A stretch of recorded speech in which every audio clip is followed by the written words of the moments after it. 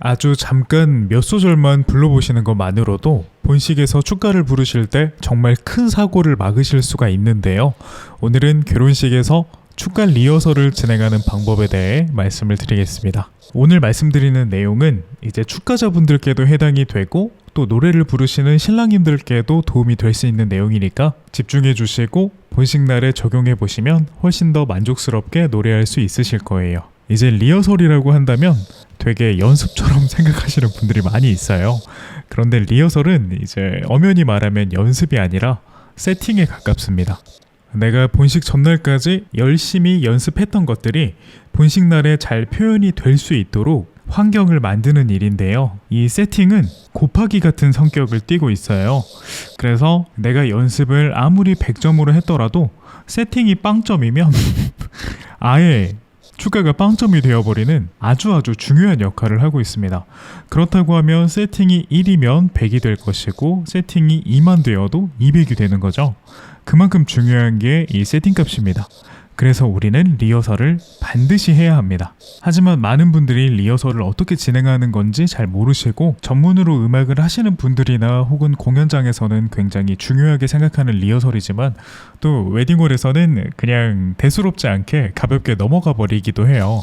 그래서 우리가 먼저 이 리허설에 대해서 자세히 알아보고 또 잘 알고 있으면 본식 날에 충분히 짧은 시간으로도 만족스러운 세팅을 하실 수 있을 겁니다. 그럼 결혼식 날에 리허설은 언제 할 수가 있냐면 전예식이 있을 경우에는 아마 전예식이 끝나고 사진 촬영을 진행을 하게 될 겁니다.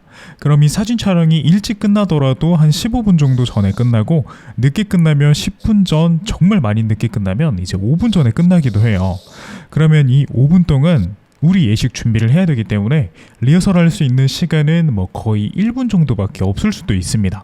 그래도 해야 되는 게 리허설입니다. 그리고 전예식이 없을 경우에는 사진 촬영도 없고 전예식도 없기 때문에 아주 여유가 있고 그럼 우리가 본식 30분 전부터 리허설을 해보실 수가 있습니다.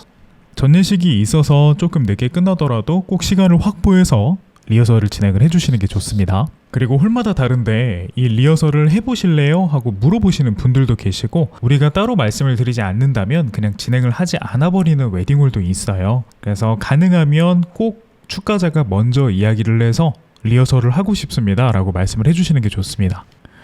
리허설 하실 때 체크해 보실 부분은 크게 3가지가 있는데요. 첫 번째는 내가 사용하는 마이크가 어떤 볼륨으로 진행이 되는지 조절을 하시는 거예요. 이건 간단합니다. 노래하시면서 소리를 내보시고 내 목소리가 하객분들께 적당히 전달이 되는지 그걸 체크해 보시면 됩니다. 그런데 이 경우에 주의하실 점은 하객분들이 조금 계실 때와 조금 있다가 결혼식이 시작되고 하객분들이 홀을 가득 채우셨을 때에는 이 마이크 소리가 다르게 들려요. 아무래도 하객분들이 많이 계시면 소리가 그만큼 더 작게 느껴집니다. 그러니까 이제 리허설 할 때는 하객분들이 많이 안 계시잖아요. 이럴 때에는 내가 생각한 것보다 20% 정도 소리를 더 크게 세팅하시는 게 좋습니다. 리허설 해보시면서 이 정도는 소리가 조금 크다 하는 정도가 하객분들이 계실 때 가장 적당한 볼륨으로 진행이 될 수 있습니다. 그리고 두 번째는 노래를 불러보시면서 내 노래가 어떻게 들리는지 소리를 들어보셔야 되는데요. 여기는 정말 중요한 부분이라서 제가 그림으로 설명을 해드릴게요. 우선 여기 보시면 이게 버질로드예요. 이렇게 길이 이렇게 있고 그리고 대부분 축가석은 이쪽에 위치해 있습니다. 여기 부모님의 혼주석이 있고 여기는 반대편 그리고 대부분 여기 단상이 이렇게 있고 여기 이렇게 계단이 있죠. 그리고 신랑 신부님은 대부분 여기 계십니다. 그럼 웨딩홀에 대부분 축가석이 이쪽에 있고 간혹 여기 있을 때도 있어요. 오늘 이 내용을 보시면 왜 리허설을 꼭 해야 하는지 이해가 되실 텐데요. 결혼식장은 스피커가 우리가 평소에 노래를 부르는 곳과 굉장히 다르게 세팅이 되어 있습니다. 웨딩홀은 스피커가 이쪽에 있어요. 그리고 서브 스피커도 대부분 이쪽에 있습니다. 그럼 소리가 어떻게 나냐면 이쪽에 이렇게 나요. 그러니 내 귀에는 소리가 잘 안 들리고 하객분들에게만 소리가 잘 들립니다. 그럼 내가 여기에서 노래를 부르거나 여기에서 노래를 부른다고 한다면 지금 소리가 이렇게 흐르고 있기 때문에 이쪽에서는 되게 먹먹한 느낌으로 소리가 들립니다. 그럼 이때까지 내가 연습했던 것과는 굉장히 다른 느낌으로 노래가 들릴 것이고 그럼 노래를 부르시는 도중에 소리가 왜 이러지? 하는 느낌이 들면서 점점점 말리게 되는 거죠.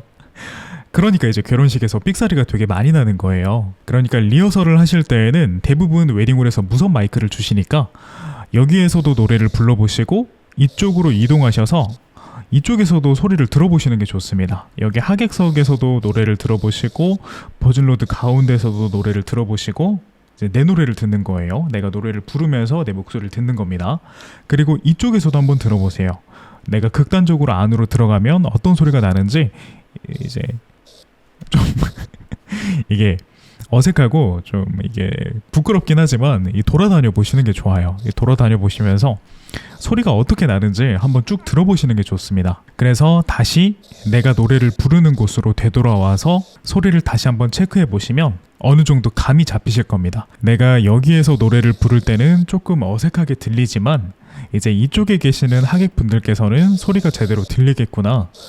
내가 평소에 노래 연습하던 것처럼 하객분들은 노래가 잘 들리시고 지금 나는 노래가 좀 이상하게 들리겠구나. 이런 부분들을 미리 알고 계시면 훨씬 더 자연스럽게 당황하지 않고 노래를 부르실 수가 있습니다. 이 부분은 정말 중요한 부분이에요. 그래서 혹시라도 이게 이해가 잘 가지 않으셨다면 반복적으로 좀 보시면서 숙지를 해주시기를 정말 추천드립니다. 그리고 세 번째는 리허설을 진행하시고 나서 꼭 직원분들께 말씀을 드려야 하는 사항인데요. 웨딩홀 직원분께 방금 리허설 진행했던 세팅값을 꼭 기억해 주시고 꼭 이대로 해주세요 라고 말씀을 해주셔야 됩니다. 왜냐면 축가자님이 사용하셨던 이 마이크를 본식 진행하면서 신랑 신부님도 혼인서약할 때 쓰시고 또 뭐 사회자가 쓸 때도 있고 또 다른 분이 축가하다가 사용하시는 경우도 있어요. 그럼 그럴 때마다 볼륨을 줄였다 낮췄다 하면서 이 세팅값이 변하기 때문에 사실 리허설하는 의미가 없어져 버립니다. 그러니까 그렇게 되지 않도록 웨딩홀 직원분께 꼭 방금 진행했던 그 세팅값으로 진행을 해달라 이렇게 말씀을 해주시는 게 좋습니다. 그리고 또 말씀드려야 될 내용이 뭐냐면 가끔씩 축가를 준비하시면서 이 목소리보다 음악을 더 크게 키워달라고 하시는 분들이 있어요. 실력 가리려고 자기 목소리가 좀 음악에 묻히게 해달라 이렇게 말하시는 분들이 계시는데 그렇게 하시면 안 됩니다. 이제 축가의 순서는 음악을 듣는 순서가 아니라 축가자님의 노래를 듣는 순서니까요. 조금 쑥스러우시더라도 축가자님의 목소리가 잘 들리는 게 가장 좋습니다. 그래서 저 같은 경우에는 예식 진행할 때 꼭 옆에 계신 음향 직원분께 MR을 좀 낮춰주시고 마이크를 키워달라 이렇게 안내를 꼭 드리거든요. 그래서 여러분들도 노래를 하실 때 내 목소리가 조금 부각돼서 내가 좀 쑥스럽더라도 그래도 MR을 목소리보다 낮추시고 목소리가 무조건 MR보다 더 크게 세팅을 해달라 이렇게 직원분들께 꼭 말씀을 해주시는 게 좋습니다. 그래야 이제 나중에 신랑 신부님께서 따로 진행하신 본식 영상에도 굉장히 예쁘게 축가가 찍히니까요. 직원분께 꼭 전달해야 하는 이 두 가지, 첫 번째는 방금 리허설을 진행했던 세팅감 그대로 축가를 진행하는 거, 그리고 두 번째는 꼭 MR보다 마이크를 조금 더 키워주는 거, 이것만 직원분께 잘 말씀을 해주셔도 아마 축가할 때 잘 진행될 수 있도록 도와주실 겁니다.